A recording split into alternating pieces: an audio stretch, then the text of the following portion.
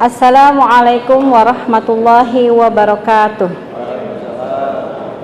Salam sejahtera untuk kita semua. Yang terhormat Bapak Wali Kota Bogor dan Bapak Wakil Wali Kota Bogor, yang terhormat Bapak Ketua DPRD, para Wakil Ketua DPRD, dan juga para anggota DPRD Kota Bogor. Yang terhormat unsur Musfida Kota Bogor, Kapolres Bogor Kota dan yang mewakili Ibu, kemudian Dandem Pom 3 1 Bogor Bapak, Dandem 0606, Kepala Kejaksaan Negeri Bogor, serta Ketua Pengadilan Negeri Bogor. Yang terhormat juga kepada Sekretaris Kota Bogor, yang terhormat para ketua dan pimpinan partai politik, para alim ulama dan tokoh agama, Sekretaris Kota Bogor beserta para staf ahli Wali Kota Bogor, para asisten daerah, kepala badan, dinas, kantor, lembaga BUMD di lingkungan pemerintah daerah Kota Bogor, serta para camat dan lurah se-Kota Bogor. Yang terhormat Rektor Perguruan Tinggi se-Kota Bogor, ya, Ketua KPU Kota Bogor, dan pimpinan organisasi kemasyarakatan yang tergabung dalam organisasi wanita, pemuda, profesi, fungsional, para direktur rumah sakit se-Kota Bogor, para direktur perbankan se-Kota Bogor, lembaga sosial masyarakat, tokoh masyarakat, para wartawan, media cetak, serta wartawan media elektronik, dan hadirin para undangan yang kami hormati. Puji dan syukur marilah kita panjatkan kepada Allah Subhanahu wa Ta'ala atas limpahan rahmat dan karunia-Nya kepada kita semua, sehingga pada hari ini Selasa tanggal 8 Juli tahun 2025 kita dapat menghadiri rapat paripurna DPRD Kota Bogor dengan tanpa berkurang suatu apapun. Salawat serta salam semoga senantiasa tercurah limpahkan kepada junjungan kita Nabi Muhammad Sallallahu Alaihi Wasallam, pada keluarganya, para sahabatnya, juga para pengikutnya hingga akhir zaman. Amin ya robbal alamin. Hadirin rapat paripurna yang kami hormati, terkait adanya perubahan kedua atas Peraturan Daerah Kota Bogor Nomor 3 Tahun 2021 tentang pembentukan dan susunan perangkat daerah Kota Bogor, kami fraksi-fraksi memandang bahwa Dinas Pemberdayaan Masyarakat, Perempuan dan Perlindungan Anak yang berubah status dari tipe B ke tipe A merupakan langkah yang tepat, mengingat sejalan dengan amanat dari Peraturan Menteri Dalam Negeri Nomor 13 Tahun 2024 tentang pos pelayanan terpadu, yang dimana perangkat lembaga kemasyarakatan di wilayah akan ada bidang yang menaungi dan mengampu pada dinas yang akan dibentuk ini.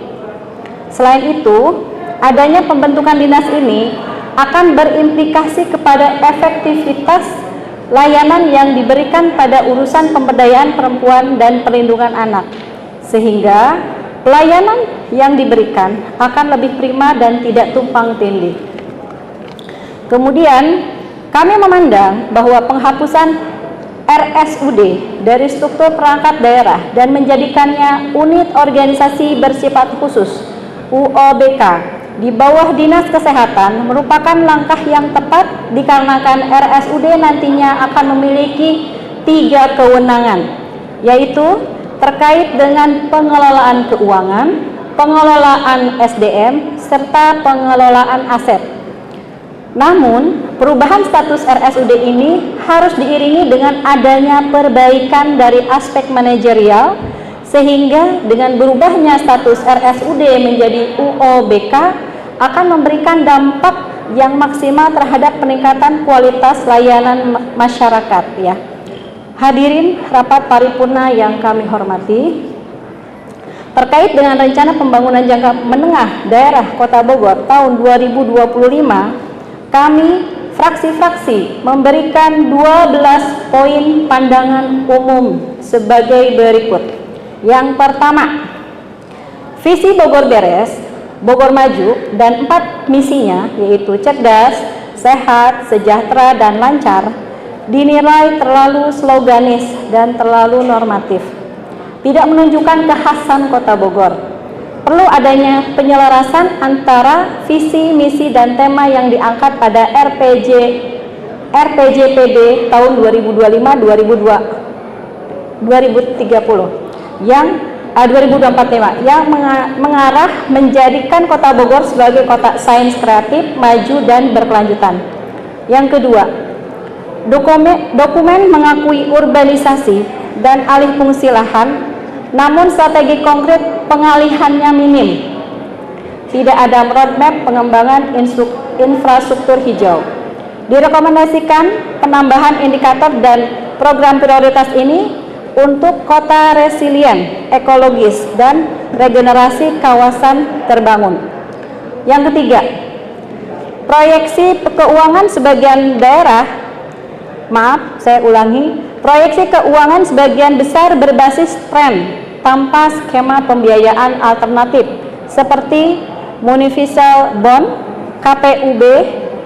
KPBU, atau Green Sukuk. Disarankan strategi diverifikasi sumber pendanaan inovatif untuk mengurangi ketergantungan pada PAD yang stagnan.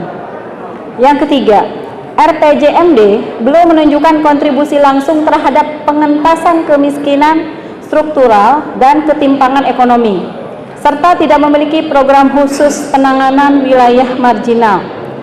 Dokumen juga menunjukkan pengulangan narasi dari RPJD dan RPJMN tanpa penajaman lokal, dan tidak semua program prioritas dilengkapi indikator outcome terukur sesuai dengan Permendagri 86/2017.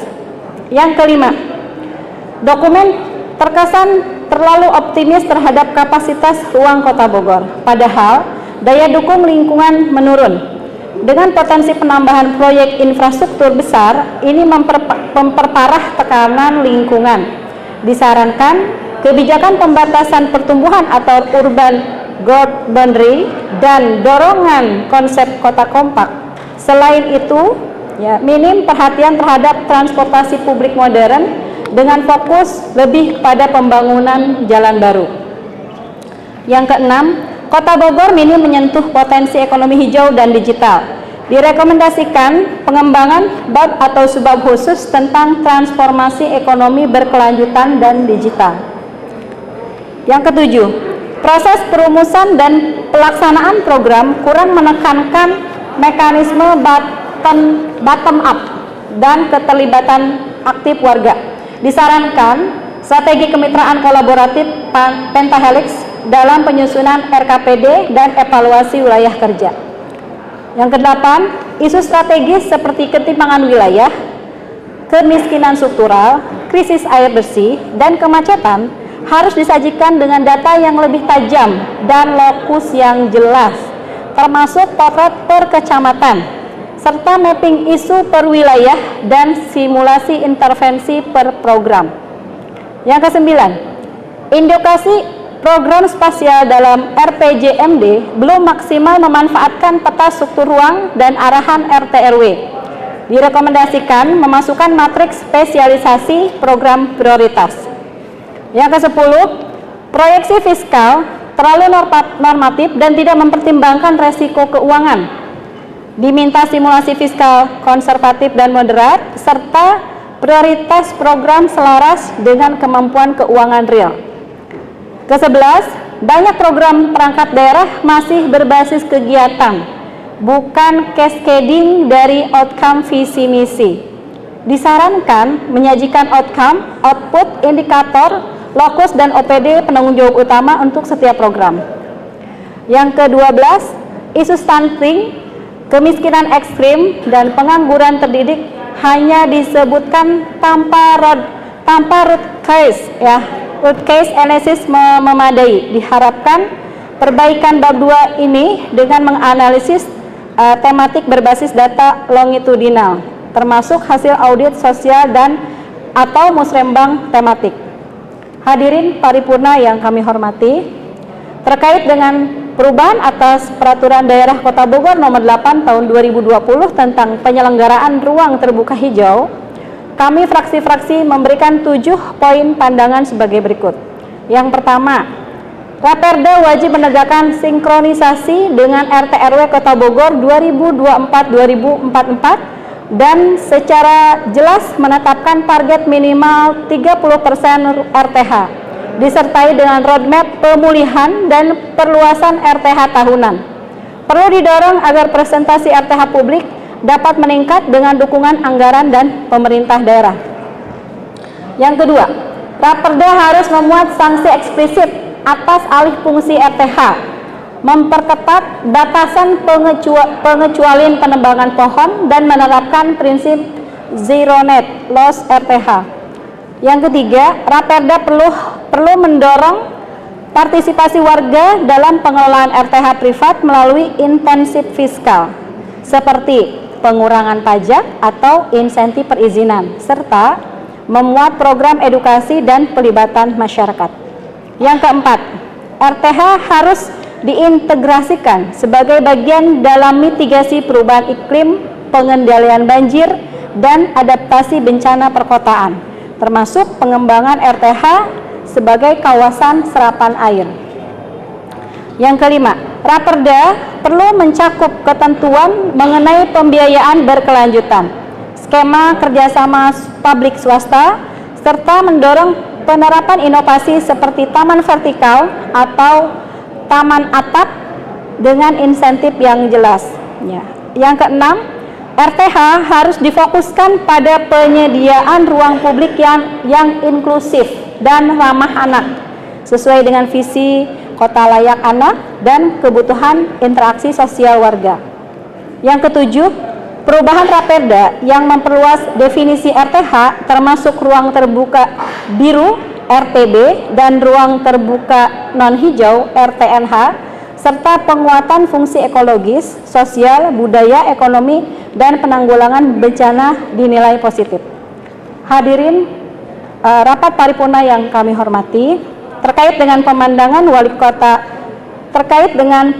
Wali Kota Bogor terhadap rancangan peraturan daerah usul prakarsa tentang pelindungan dan pengembangan ekonomi kreatif, kami fraksi-fraksi DPRD Kota Bogor mengucapkan terima kasih atas masukan dan catatan yang diberikan oleh Wali Kota Bogor terhadap rancangan peraturan daerah yang dimaksud. Semoga dengan adanya payung hukum yang akan memberikan pelindungan dan pengembangan ekonomi kreatif, sektor ekonomi kreatif di Kota Bogor akan semakin tumbuh sehingga dapat memberikan dampak positif terhadap pertumbuhan ekonomi, menciptakan lapangan pekerjaan, serta kesejahteraan untuk masyarakat Kota Bogor. Hadirin rapat paripurna yang kami hormati, demikian pandangan umum serta tanggapan fraksi-fraksi terhadap 4 rancangan peraturan daerah yang dimaksud. Kami menerima draft Raperda ini dengan beberapa catatan di atas dan selanjutnya dapat dilakukan pembahasan antara pemerintah Kota Bogor dengan DPRD Kota Bogor untuk melaksanakan pembahasan Raperda bersama-sama. Terakhir, apabila ada kekeliruan dan kesalahan dalam pemandangan ini, kami menyampaikan permohonan maaf yang sebesar-besarnya. Semoga Allah Subhanahu wa Ta'ala memberikan kemudahan atas segala urusan kita dan memberikan berkahnya dalam kehidupan kita sehari-hari. Amin ya Rabbal Alamin. Wabillahi taufiq wa hidayah. Wassalamualaikum warahmatullahi wabarakatuh.